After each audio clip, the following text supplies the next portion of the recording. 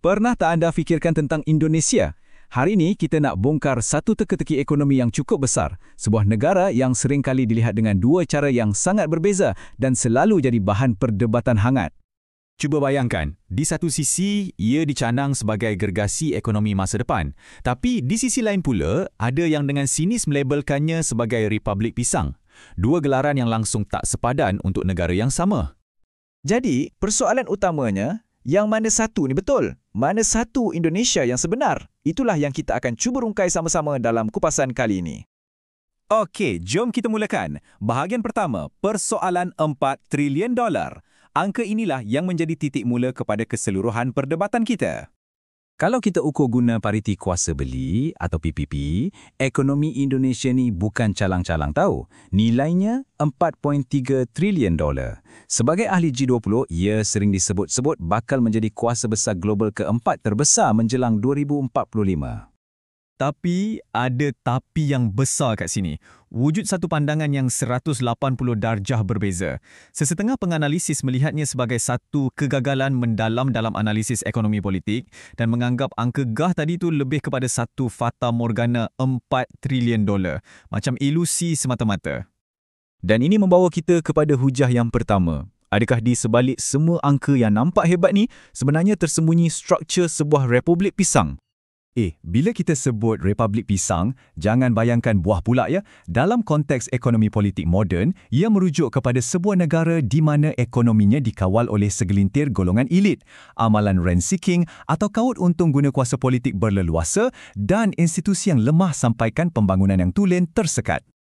Kalau kita tengok dari luar, ekonomi Indonesia memang nampak kukuh. Pertumbuhan KDNK tahunannya sering je menghampiri paras 5%. Satu angka yang mana-mana negara pun cemburu kan? Tapi persoalannya, pertumbuhan jenis apa ni sebenarnya? Bila kita kaji lebih dalam, kita nampak beberapa kelemahan. Ekonomi Indonesia terlalu bergantung pada ekspor komoditi macam arang batu, nikel dan minyak sawit. Pada masa yang sama, sumbangan sektor perkilangan yang sepatutnya jadi enjin utama sebenarnya makin mengecil. Ini adalah tanda-tanda klasik perangkap pendapatan sederhana. Nak faham lagi? Jom kita tengok gambit nikel sebagai contoh. Ceritanya macam ni. Mula-mula kerajaan haramkan ekspor biji nikel mentah. Niatnya baik, iaitu untuk memaksa proses penghiliran supaya dapat hasilkan komponen bateri yang lebih canggih dan mahal. Tapi hasilnya? Rupa-rupanya, yang paling banyak untung ialah segelintir pihak yang ada kabel politik yang kuat. Ada satu pemerhatian yang agak sinis tapi tajam yang merumuskan keadaan ni. Ia adalah kerajaan terbaik yang boleh dibeli dengan wang. Ayat ni nak gambarkan betapa dalamnya pengaruh kepentingan peribadi dan struktur oligarki dalam pembentukan dasar negara tu. Okey, kita dah tengok satu sisi. Sekarang, mari kita pusing 180 darjah dan lihat hujah kedua. Satu hujah yang sangat menarik, iaitu tentang fata morgana persepsi barat. Bagaimana kalau masalahnya bukan pada ekonomi Indonesia, tapi pada cara kita, terutamanya orang barat, melihat ekonomi itu? Ini satu anjakan pemikiran yang sangat dramatik dan mengubah keseluruhan perbincangan. Jom kita tengok data. Dari segi KDNK nominal, Indonesia berada di kedudukan ke-16 dunia lebih kurang. Tapi, bila kita guna KDNK PPP yang lebih tepat untuk ukur puasa beli sebenar dan taraf hidup, ia terus melonjak ke kedudukan ke-7 di dunia. Satu perbezaan yang sangat-sangat besar. Nak bagi anda nampak lebih jelas, saiz ekonomi PPP Indonesia ni hampir sama dengan Jerman tau dan jauh mengatasi United Kingdom. Jadi, kita bukan bercakap pasal ekonomi yang kecil di sini. Ada satu metafora yang sangat tajam untuk jelaskan hal ni. Menilai Indonesia berdasarkan pendapatan per kapita nominal adalah seperti menilai seekor gajah hanya dengan melihat kuku kakinya. Maksudnya, kita cuma tengok secebis kecil gambaran dan terlepas pandang saiz sebenar haiwan tu. Jadi, kenapa wujud jurang persepsi yang begitu besar ni? Kenapa Barat seolah-olah tak nampak realiti ni? Terdapat 3 titik buta utama. Pertama, kesan peninggalan Republik Pisang, iaitu stereotip zaman kolonial yang dah lapuk. Kedua, penapis Bali, di mana satu negara dengan 275 juta penduduk dinilai hanya berdasarkan sebuah pulau pelancongan yang kecil.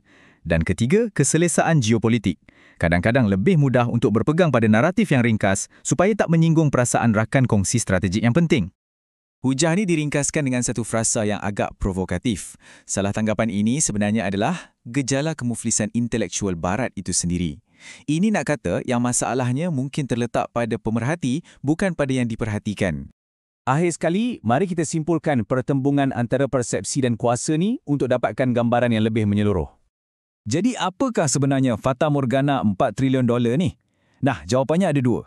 Dari pandangan skeptik, ia adalah sebuah ekonomi yang nampak hebat dari luar tapi dalamnya rapuh. Tapi dari pandangan yang optimis, Fata Morgana itu bukanlah ekonomi Indonesia. Sebaliknya, ia adalah persepsi Barat yang dah ketinggalan zaman terhadap sebuah kuasa besar yang benar-benar sedang bangkit. Dan petikan daripada Presiden Jokowi ini dengan jelas menggambarkan cara Indonesia melihat dirinya sendiri. Kami bukan proksi, kami adalah sebuah kutub. Ini menunjukkan Indonesia melihat dirinya sebagai pemain global yang bebas dan tegas, bukan sekadar pak turut dalam persaingan kuasa besar.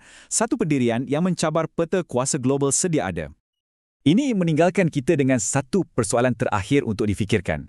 Adakah dengan memandang rendah pada negara kepulauan terbesar di dunia ini cuma satu kesilapan yang memalukan?